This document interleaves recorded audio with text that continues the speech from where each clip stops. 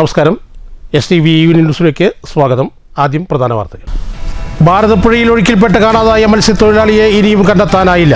പാലപ്പുറം സ്വദേശി യൂസഫിനു വേണ്ടി 5 ദിനത്തിൽ നടത്തിയ തെരച്ചിൽ വിഫലമായി.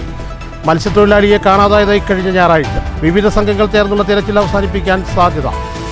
കോട്ടായി സ്വദേശിയായ യുവാവിനെ കോയമ്പത്തൂരിലെ വാടക വീട്ടിൽ തൂങ്ങി മരിച്ച നിലയിൽ കണ്ടെത്തി.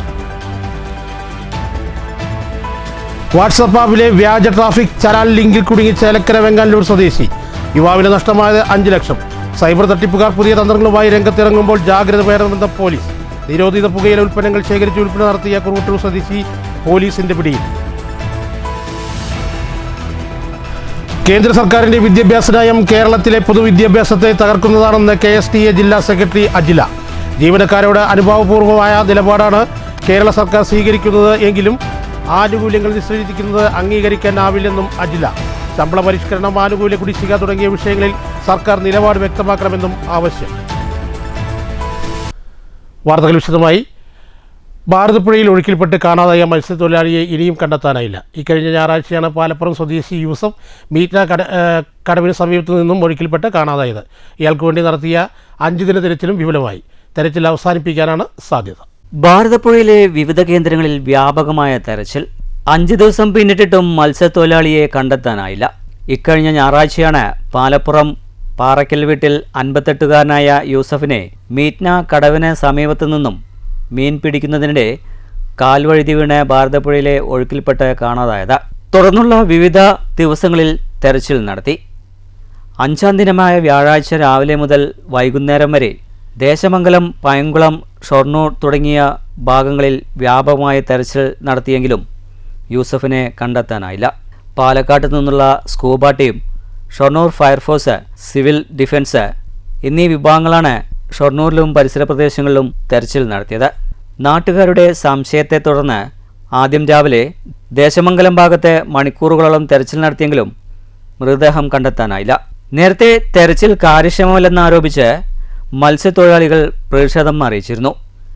ഇതേ തുടർന്നാണ് തെരച്ചിൽ വ്യാപകമാക്കിയത്. എന്നിട്ടും മൃതദേഹം കണ്ടെത്താനായില്ല. ഒറ്റപ്പാലം താലൂക്ക് ഡെപ്യൂട്ടി തഹസിൽദാരുടെ നേതൃത്വത്തിലുള്ള റവന്യൂ സംഘം നടപടിക്രമങ്ങൾക്ക് നേതൃത്വം നൽകി. ഭാരതപ്പുഴയിലെ തെരച്ചിൽ ഇനി അവസാനിപ്പിക്കാനാണ് സാധ്യത. News centre, Shoranur. വാട്സ്ആപ്പ് ആപ്പിലെ വ്യാജ ട്രാഫിക് ചലാൻ ലിങ്കിൽ കുടുങ്ങി ചേലക്കര വെങ്ങാനല്ലൂർ സ്വദേശി. യുവാവിന് നഷ്ടമായത് 5 ലക്ഷം രൂപ. സൈബർ തട്ടിപ്പുകാർ പുതിയ തന്ത്രങ്ങളുമായി രംഗത്ത് ഇറങ്ങുമ്പോൾ ജാഗ്രത പാലിക്കാൻ മുന്നറിയിപ്പുമായി പോലീസ്. വാട്സാപ്പിലൂടെ വ്യാജ ട്രാഫിക് ചലാൻ ലിങ്ക് വഴി സൈബർ തട്ടിപ്പിന് ഇരയായിരിക്കുകയാണ് വെങ്ങാനല്ലൂർ സ്വദേശി. 5 ലക്ഷം രൂപയാണ് നഷ്ടപ്പെട്ടത്. വെങ്ങാനല്ലൂർ വില്ലേജിൽ പരക്കാട് ദേശത്ത് നാവായത്ത് വീട്ടിൽ 37 വയസ്സുള്ള NB മനോജിനാണ് വലിയ തുക നഷ്ടമായത്. കഴിഞ്ഞയാഴ്ചയാണ് തട്ടിപ്പിൻ്റെ തുടക്കം. മനോജിൻ്റെ വാട്സപ്പിലേക്ക് ട്രാഫിക് ചലാൻ എന്ന പേരിൽ ഒരു സന്ദേശം ലഭിക്കുകയും കേരള മോട്ടോർ വാഹന വകുപ്പിൻ്റെ ലോഗോയും മറ്റും കണ്ടതിനാൽ ഇത് ഒറിജിനലാണെന്ന് മനോജ് തെറ്റിദ്ധരിക്കുകയും ചെയ്തു.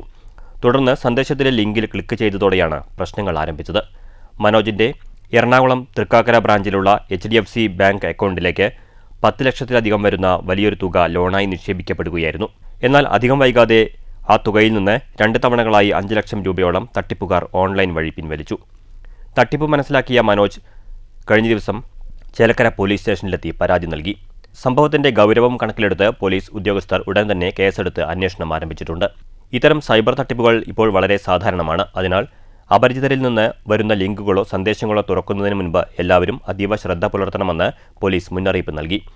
എന്തെങ്കിലും സംശയം തോന്നിയാൽ ഉടൻ തന്നെ സൈബർ സെല്ലുമായി ബന്ധപ്പെടണമെന്നും ചേലക്കര പോലീസ് നിർദ്ദേശിച്ചു. News bureau, Cheruthuruthy. കേന്ദ്ര സർക്കാരിന്റെ വിദ്യാഭ്യാസ നയം കേരളത്തിലെ പൊതുവിദ്യാഭ്യാസത്തെ തകർക്കുന്നതാണെന്ന് KSTA ജില്ലാ സെക്രട്ടറി അജില. ജീവനക്കാരോട് അനുഭാവപൂർവമായ നിലപാടാണ് കേരള സർക്കാരിൻ്റെതെങ്കിലും ജീവനക്കാരുടെ ആനുകൂല്യങ്ങൾ നിഷേധിക്കുന്നത് അംഗീകരിക്കാനാവില്ലെന്നും അജില പറഞ്ഞു. ശമ്പള പരിഷ്കരണം, ആനുകൂല്യ കുടിശ്ശിക തുടങ്ങിയ വിഷയങ്ങളിൽ സർക്കാർ നിലപാട് സ്വീകരിക്കണമെന്ന് പാലക്കാട് വാർത്താ സമ്മേളനത്തിൽ അജില പറഞ്ഞു. പൊതുമേഖലയിൽ നിലനിൽക്കേണ്ട വിദ്യാഭ്യാസ മേഖലയെ തകർക്കാൻ കഴിയുന്നതാണ് കേന്ദ്ര വിദ്യാഭ്യാസ നയം. കേന്ദ്രത്തിൽ നിന്നും കേരളത്തിലെ വിദ്യാഭ്യാസ മേഖലയ്ക്ക് അനുവദിക്കേണ്ട ഫണ്ടുകൾ അനുവദിക്കാതെ പ്രതിസന്ധിയിലാക്കുന്നത് അംഗീകരിക്കാനാകില്ല. അതുപോലെ തന്നെ അധ്യാപകർക്ക് കാലാകാലങ്ങളിൽ ലഭിച്ചുകൊണ്ടിരിക്കുന്ന ആനുകൂല്യങ്ങൾ തടഞ്ഞുവെക്കുന്നത് അംഗീകരിക്കാനാവില്ല. ശമ്പള പരിഷ്കരണം, ആനുകൂല്യ കുടിശ്ശിക തുടങ്ങിയ വിഷയങ്ങളിൽ കേരള സർക്കാർ നിലപാട് സ്വീകരിക്കണമെന്നും അജില ആവശ്യപ്പെട്ടു. ഇക്കാര്യങ്ങൾ ആവശ്യപ്പെട്ട് ഓഗസ്റ്റ് 2 സ്റ്റേഡിയം പരിസരത്തേക്ക് മാർച്ച് നടത്തുമെന്നും അജില പറഞ്ഞു. കേരളത്തിൻ്റെ സാമ്പത്തിക ആവശ്യങ്ങളോട്, വിദ്യാഭ്യാസ ആവശ്യങ്ങളോടൊക്കെ കേന്ദ്രം കാണിക്കുന്ന അവഗണനയും ഈ മേഖലയ്ക്ക് വലിയ പ്രതിസന്ധികൾ സൃഷ്ടിക്കുന്നുണ്ട്. കേന്ദ്രം ഈ മേഖലയെ പൊതുമേഖലയിൽ നിലനിർത്തുന്നതിന് യാതൊരു തരത്തിലുള്ള താല്പര്യവും കാണിക്കുന്നില്ല. എന്നാൽ വലിയ ഒരു തൊഴിൽ മേഖലയാണ് കേരളത്തിലെ വിദ്യാഭ്യാസ മേഖല എന്നുള്ളത്. ലക്ഷക്കണക്കിന് പേര് ആശ്രയിക്കുന്ന തൊഴിൽ മേഖല. അതിന് പ്രതിസന്ധി സൃഷ്ടിക്കുന്ന ഒരുപാട് ഘടകങ്ങൾ പുതിയ വിദ്യാഭ്യാസ നയത്തിന്റെ ഭാഗമായിട്ടും അതുപോലെ തന്നെ സാമ്പത്തിക നയങ്ങളുടെ ഭാഗമായിട്ടും ഫണ്ട് നിഷേധിക്കുന്നതിലൂടെയും കേന്ദ്ര സർക്കാർ നടപ്പിലാക്കിക്കൊണ്ടിരിക്കുകയാണ്. ഇത്തരം നയങ്ങൾക്കെതിരെ പ്രതികരിക്കുന്നതിനും പ്രതിഷേധിക്കുന്നതിനും അതോടൊപ്പം ഈ വിദ്യാഭ്യാസ മേഖലയിൽ നിലവിൽ ഉള്ള കുറേയധികം പ്രശ്നങ്ങൾ പരിഹരിക്കണമെന്ന് സംസ്ഥാന സർക്കാരിനോടും ആവശ്യപ്പെടുന്ന വിധത്തിൽ ജീവനക്കാരുടെ ആവശ്യങ്ങളോട് നല്ല സമീപനമാണ് പുലർത്തുന്നതെങ്കിലും ജീവനക്കാർക്ക് നൽകേണ്ട എല്ലാ ആനുകൂല്യങ്ങളും നൽകാൻ കഴിഞ്ഞിട്ടില്ല എന്നുള്ളത് തിരിച്ചറിഞ്ഞുകൊണ്ട് ആ ആവശ്യങ്ങളോട് അനുഭാവപൂർണമായ ഒരു സമീപനം എടുക്കണമെന്നാവശ്യപ്പെട്ടുകൊണ്ടും ഉള്ള ഒരു പ്രക്ഷോഭ പരിപാടിയാണ് ഓഗസ്റ്റ് 2-ന് നടക്കുന്നത്. KSTA സംസ്ഥാന കമ്മിറ്റി അംഗം MR മഹേഷ് കുമാർ, ജില്ലാ president AM Ajith, treasurer Pradeep ji എന്നിവരും വാർത്താ സമ്മേളനത്തിൽ പങ്കെടുത്തു. News bureau, Palakkad. കോട്ടായി സ്വദേശിയായ യുവാവിനെ കോയമ്പത്തൂരിലെ വാടക വീട്ടിൽ തൂങ്ങി മരിച്ചതിൽ കണ്ടെത്തി. കോട്ടായി തെക്കിൻകര കളത്തിൽ വീട്ടിൽ മണികണ്ഠൻ നളിനി ദമ്പതികളുടെ 28 വയസ്സുള്ള അജയ് കൃഷ്ണനെയാണ് മരിച്ച നിലയിൽ കണ്ടെത്തിയത്. ഫോട്ടോഗ്രാഫറായ അജയ് കൃഷ്ണന് കോയമ്പത്തൂരിലാണ് ജോലി. അജയ് കൃഷ്ണനും ഭാര്യ ഭുവനേശ്വരിയും ഒരുമിച്ചാണ് താമസം. കഴിഞ്ഞ ദിവസം ഭുവനേശ്വരി ചെന്നൈയിലുള്ള സ്വന്തം വീട്ടിലേക്ക് പോയതായിരുന്നു.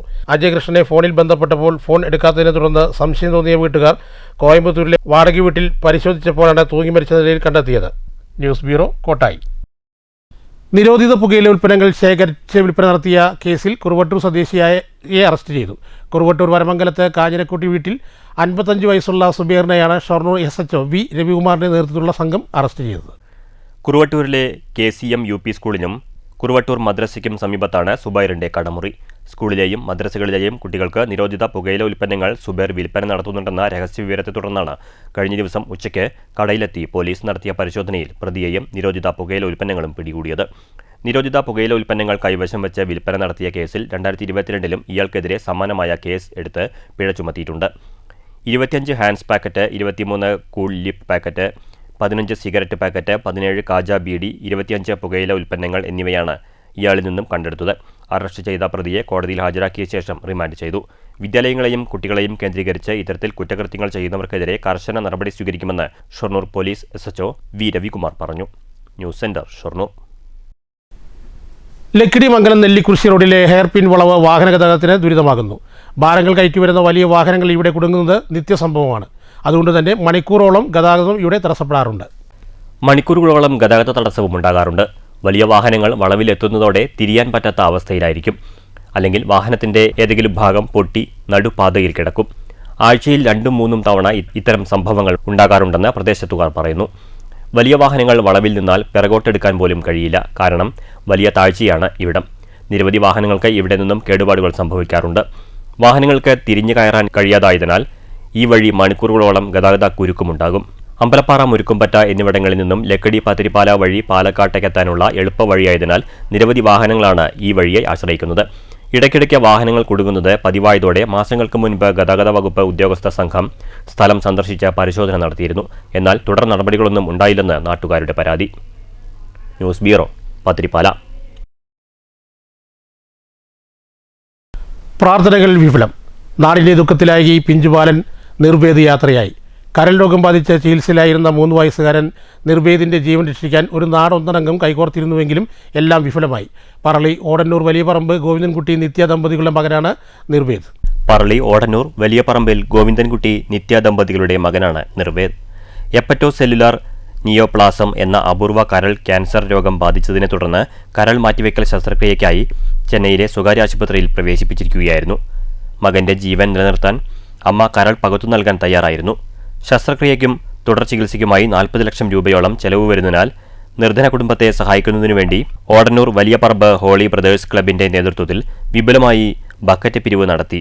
സഹജീവി സ്നേഹത്തിന്റെ മഹനീയ മാതൃകയായി. നിർവേദ് ആരോഗ്യം വീണ്ടെടുത്ത് തിരിച്ചുവരുമെന്ന പ്രതീക്ഷയിലും പ്രാർത്ഥനയിലും ഇരിക്കെ എല്ലാ പ്രതീക്ഷകളെയും തകിടം മറിച്ചായിരുന്നു വ്യാഴാഴ്ച പുലർച്ചെ വാണിയംകുളത്തെ സ്വകാര്യ ആശുപത്രിയിൽ നിർവേദ് മരിച്ചത്. News bureau, Kottayi. വായനയ്ക്ക് നവജീവൻ നൽകി കോട്ടായി ഗവൺമെൻറ് ഹയർ സെക്കൻഡറി സ്കൂളിലെ ക്ലാസ് റൂം വായനശാല. ചിത്രശലഭം എന്ന പേരിൽ തുടങ്ങിയ വായനശാലയുടെ ഉദ്ഘാടനം സ്കൂൾ പ്രധാനാധ്യാപിക BD ബിന്ദു നിർവഹിച്ചു.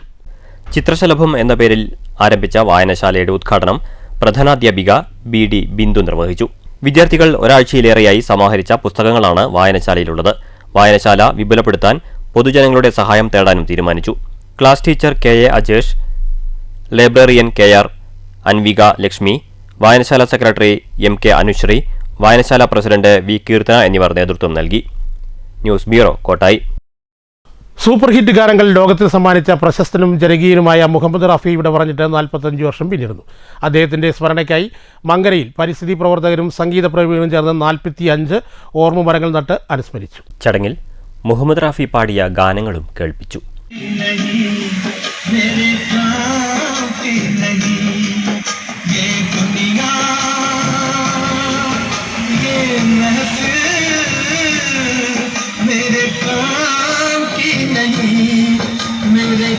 പ്രണയവും വിരഹവും ഒരുപോലെ അലിഞ്ഞു ചേർന്ന അവിസ്മരണീയമായ ഗാനങ്ങളുമായി ലക്ഷോപലക്ഷങ്ങളുടെ ഹൃദയം കവർന്ന അനുഗ്രഹീത ഗായകനാണ് വിട പറഞ്ഞതെന്ന് സംഗീത പ്രേമികൾ ഒരേ സ്വരത്തിൽ പറഞ്ഞു. എന്നേക്കുമായി അസ്തമിച്ചെന്ന വാർത്ത ഏറെ ഞെട്ടലോടെയാണ് ലോകം കേട്ടത്.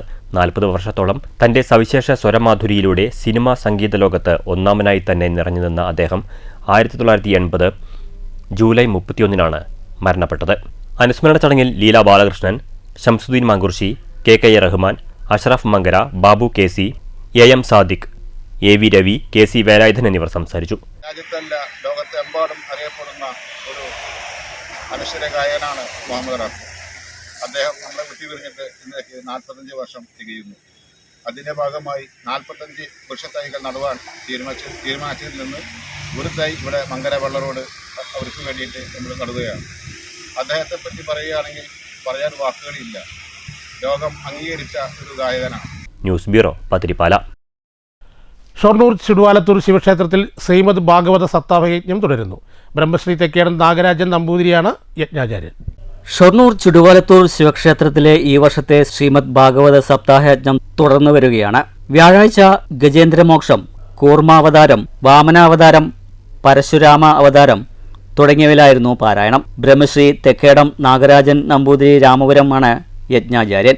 പരീക്ഷിത ഇനി മറ്റു മണ്ണന്തരങ്ങളിലെ ആ കഥാഭാഗങ്ങളെ ചുരുക്കി പറഞ്ഞു തരാം. പരീക്ഷിത് അവർക്ക് ചുരുക്കി പറഞ്ഞാൽ മതി, പക്ഷെ എനിക്ക് കഥകള് അതിന്റെ യഥാർത്ഥമായിരിക്കുന്ന അവസ്ഥയിൽ തന്നെ കേൾക്കണം. വളരെ പ്രധാനമായിട്ട് ഭഗവാന്റെ അവതാര ലീലകളെ പറഞ്ഞു തരാമെന്ന് പറഞ്ഞിട്ടാണ് ശിശുപുരൻ മഹർഷി അഷ്ടമസ്കന്ധം ആരംഭിക്കുന്നത്. അതിൽ ഒരു ആനയ്ക്ക് വേണ്ടി ഗജേന്ദ്രനെ രക്ഷിക്കുന്നതിനായിക്കൊണ്ട് ഭഗവാൻ ഹരി എന്ന അവതാരത്തെ സ്വീകരിച്ചു എന്ന് പറഞ്ഞപ്പോൾ അതൊന്ന് എനിക്ക് പറഞ്ഞു തരണേ. ഗജേന്ദ്രമോക്ഷം എന്ന കഥ അവിടെ ശിശുപുരൻ മഹർഷി പരീക്ഷത്തിന് പറഞ്ഞു കൊടുക്കുന്നു. ബ്രഹ്മശ്രീ മങ്ങത്തായ പ്രശാന്ത് നമ്പൂതിരി, ഗിരിജ ഉണ്ണികൃഷ്ണൻ എന്നിവർ സഹ ആചാര്യന്മാരാണ്. യജ്ഞത്തിൽ 100 കണക്കിന് ഭക്തജനങ്ങളാണ് പങ്കെടുത്തത്. ഭക്തർക്ക് പ്രസാദകൂട്ടും ഒരുക്കിയിരുന്നു. 28 ആരംഭിച്ച യജ്ഞം ഓഗസ്റ്റ് 3 ഞായറാഴ്ച ഉച്ചയോടുകൂടി സമാപിക്കും. 2 ശനിയാഴ്ച വൈകിട്ട് 6 മണിക്ക് വിദ്യാഗോപാല മന്ത്രാർച്ചനയും ഉണ്ടായിരിക്കുമെന്ന് ക്ഷേത്ര കമ്മിറ്റി ഭാരവാഹികളായ സുധീർ ഉണ്ണികൃഷ്ണൻ എന്നിവർ പറഞ്ഞു. ചുടുവാലത്തൂർ മഹാശിവക്ഷേത്രത്തിൽ ചുടുവാലത്തൂർ ദേശാഘോഷ കമ്മിറ്റിയുടെ ആഭിമുഖ്യത്തിൽ എല്ലാ വർഷവും നടന്നുകൊണ്ടിരിക്കുന്ന സപ്താഹ യജ്ഞം ഈ വർഷം 4ാം ദിവസത്തിലേക്ക് കടന്നിരിക്കുകയാണ്. ഇന്ന് ശ്രീകൃഷ്ണാവതാരമാണ് നടക്കുന്നത്. സപ്താഹ യജ്ഞം ഓഗസ്റ്റ് 3 ഞായറാഴ്ച ഉച്ചയോടുകൂടി അവസാനിക്കുന്നതാണ്. എല്ലാ കൊല്ലവും കർക്കിടക മാസം 1-ാം തീയതി മുതൽ 7-ാം തീയതി വരെ മരുന്ന് കഞ്ഞി വിതരണം ഉണ്ടായിരിക്കുന്നതാണ്. ഈ വർഷം 1-7 മരുന്ന് കഞ്ഞി വിതരണം നടത്തി കഴിഞ്ഞതാണ്. ചുടുവാലത്തൂർ ദേശാഘോഷ കമ്മിറ്റിയുടെ ആഭിമുഖ്യത്തിലാണ് യജ്ഞം. News centre, Shoranur. പ്രധാന വാർത്തകൾ ഒരിക്കൽ കൂടി. ഭാരതപ്പുഴയിൽ ഒഴുക്കിൽപ്പെട്ട് കാണാതായ മത്സ്യത്തൊഴിലാളിയെ ഇനിയും കണ്ടെത്താനായില്ല. പാലപ്പുറം സ്വദേശി യൂസഫിനു വേണ്ടി 5 ദിനത്തിൽ നടത്തിയ തെരച്ചിൽ വിഫലമായി. മത്സ്യത്തൊഴിലാളിയെ കാണാതായതായി കഴിഞ്ഞ ഞായറാഴ്ച. വിവിധ സംഘങ്ങൾ ചേർന്നുള്ള തെരച്ചിൽ അവസാനിപ്പിക്കാൻ സാധ്യത. കോട്ടായി സ്വദേശിയായ യുവാവിനെ കോയമ്പത്തൂരിലെ വാടക വീട്ടിൽ തൂങ്ങി മരിച്ച നിലയിൽ കണ്ടെത്തി. വാട്സപ്പ് ആപ്പിലെ വ്യാജ ട്രാഫിക് ചലാൻ ലിങ്കിൽ കുടുങ്ങി ചേലക്കര വെങ്ങാനല്ലൂർ സ്വദേശി. യുവാവിന് നഷ്ടമായത് 5 ലക്ഷം. സൈബർ തട്ടിപ്പുകാർ പുതിയ തന്ത്രങ്ങളുമായി രംഗത്തിറങ്ങുമ്പോൾ ജാഗ്രത വേണമെന്ന പോലീസ്. നിരോധിത പുകയില ഉൽപ്പന്നങ്ങൾ ശേഖരിച്ച് വിൽപ്പന നടത്തിയ കുറുവട്ടൂർ സ്വദേശി പോലീസിന്റെ പിടിയിൽ. കേന്ദ്ര സർക്കാരിന്റെ വിദ്യാഭ്യാസ നയം കേരളത്തിലെ പൊതുവിദ്യാഭ്യാസത്തെ തകർക്കുന്നതാണെന്ന് KSTA ജില്ലാ സെക്രട്ടറി അജില. ജീവനക്കാരോട് അനുഭാവപൂർവമായ നിലപാടാണ് കേരള സർക്കാർ സ്വീകരിക്കുന്നത് എങ്കിലും ആനുകൂല്യങ്ങൾ നിശ്ചയിക്കുന്നത് അംഗീകരിക്കാനാവില്ലെന്നും അജില. ശമ്പള പരിഷ്കരണം, ആനുകൂല്യ കുടിശ്ശിക തുടങ്ങിയ വിഷയങ്ങളിൽ സർക്കാർ നിലപാട് വ്യക്തമാക്കണമെന്നും ആവശ്യം. ഈ വാർത്താ ബുള്ളറ്റിൻ ഇവിടെ അവസാനിക്കുന്നു. നമസ്കാരം.